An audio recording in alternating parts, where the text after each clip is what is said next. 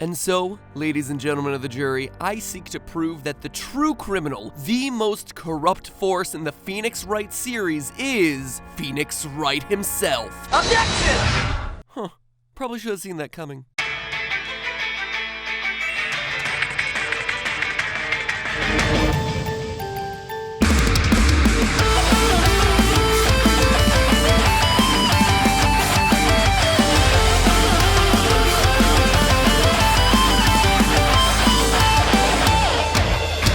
Hello, Internet! Welcome to Game Theory, the show that's got you covered if you're ever taking a class in genetics, physics, or robotics, especially haunted robotics. But one potential college major we've yet to touch on is law. And what better franchise to cover when tackling this new topic than the game that no one's ever played but everyone knows the meme to, Phoenix Wright. And even though the Ace Attorney series might not be filling in the courtroom gallery with rabid fans here in the States, our finger-pointing paralegal is popular enough in Asia to warrant his own manga, anime, and musical. You heard that right, musical.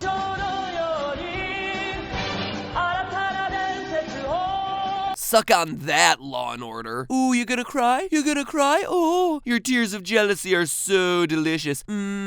Salty. So, knowing that I wanted an episode covering Capcom's Captain of the Courtroom, I picked up a copy of Ace Attorney, and holy poop was I shocked by what I saw. Phoenix is the villain of his own game. The legal eagle Phoenix Wright is more like, I don't know, an illegal albatross Phoenix wrong or something. Whatever, the guy's a criminal, pure and simple. So today I'm putting gaming's most famous defense attorney on trial to show you how he's been lying to gamers, anime fans, and musical theater audiences for years. So put on your blue suits and warm up your pointer finger. It's time for the defense to go on the defense. Who knows? Maybe they'll make a musical about this episode one day. Someday. So real quick, for those of you who haven't played Phoenix Wright Ace Attorney, you play as Phoenix, a defense attorney tasked with digging up clues, sifting through evidence, and finding inconsistencies in witness testimony in order to save your clients from crooked, manipulative prosecutors who'll stop at nothing to put them behind bars. While it's not so much a fast-paced game, it is pretty darn addicting. And now that I finished it, I practically qualify as an attorney. Sorry, I gotta get this. Hey, what's up? Yeah? All right, thanks, I guess. So that was my lawyer. Apparently he'd like you to know that I can't make a joke about being a trained professional of the law. Jeez, you think these guys would be able to take a joke? Anyway, the game makes it pretty clear that Phoenix is the morally correct one who plays by the rules, and that the prosecutors are the ones who don't care about the law and instead just care about getting a conviction. But when you actually stop to look at the way that Phoenix conducts his investigations and trials, it becomes clear that the one criminal in Ace Attorney who gets away with everything is Phoenix Wright himself. Now, fully recognizing that I'm not exactly a legal expert, in researching this episode I consulted with an appellate prosecutor, basically a fancy lawyer for the state attorney general, who helped me to make my case against Phoenix. And just so we're clear, spoiler alert for the first Ace Attorney game. Don't like it? Sue me! Sorry. Yeah. Okay. Okay. Sure. That was my lawyer again. He just called and asked that I not encourage you to sue me. So, don't. I would much appreciate that, thank you.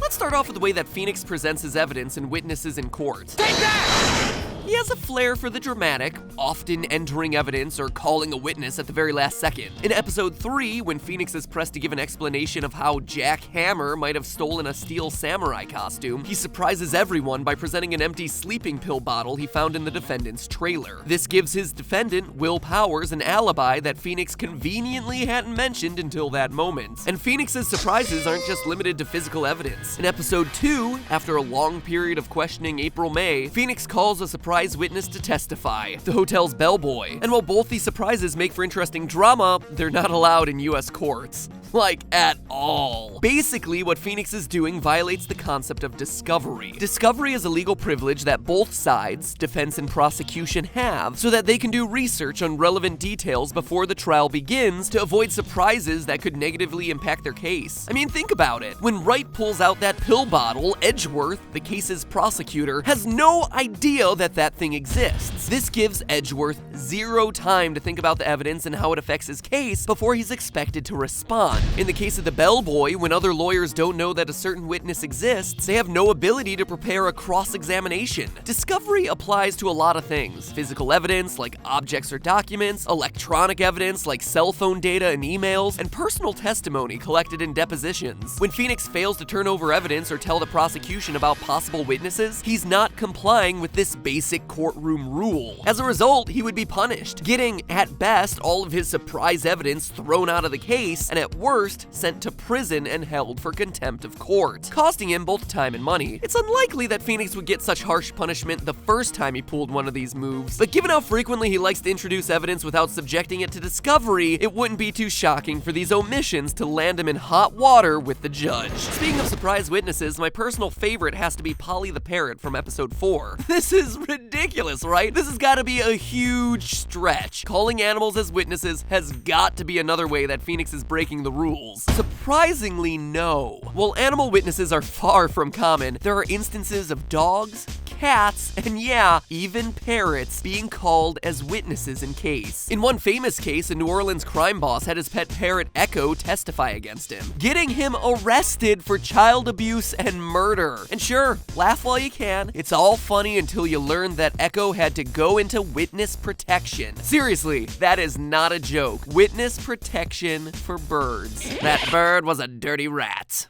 Except it was a dirty bird. Dirty birdie. Anyway, back to Phoenix Wright. At this point, you may be saying to yourself, okay, Matt Pat, but you're using US court rules, and Ace Attorney is clearly not happening in an American court. To which I say, objection!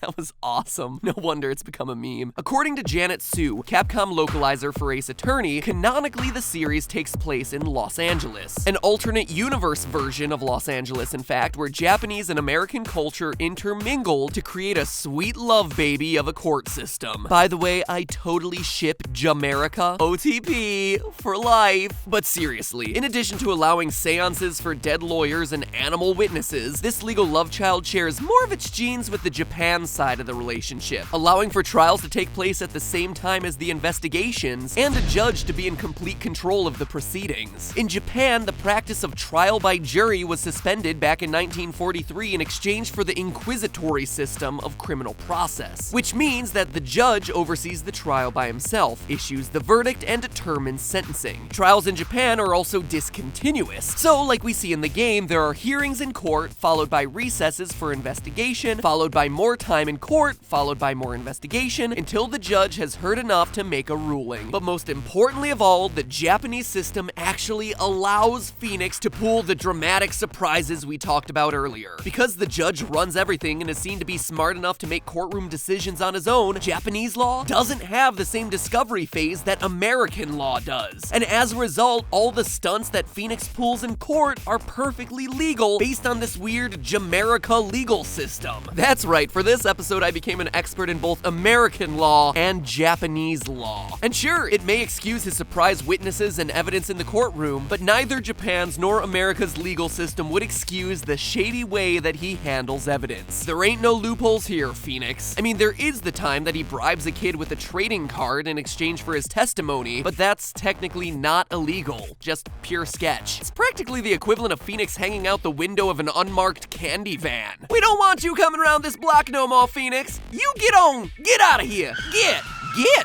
That's the power of the neighborhood watch. But bribing small children is just the tip of the legal iceberg. In episode 2, he gets the bellboy to let him into the suspect's hotel room to steal a wiretap to use as evidence. There are two big problems here. Problem number one is that the wiretap that Phoenix steals is illegal. Under federal law, wiretaps are inadmissible in court unless they're placed under the order of a court. So whatever he finds on this thing couldn't be used in his case. But there's an even bigger issue at play, which is problem 2, Phoenix obtaining the evidence illegally. When Phoenix goes to the Gatewater Hotel, April May, the suspect, isn't in her room, and the bellboy lets him in, at which point Phoenix discovers the wiretap. This is a big no-no, since hotel rooms are protected like private residences. The bellboy doesn't have the right to let anybody into that room without near certainty that a crime is being committed in that very instance. Phoenix would need a warrant issued by the court to get in, and as a working lawyer, he should know this. Without the warrant, everything that he finds is thrown out of the case. In the US, this is what's called the exclusionary rule.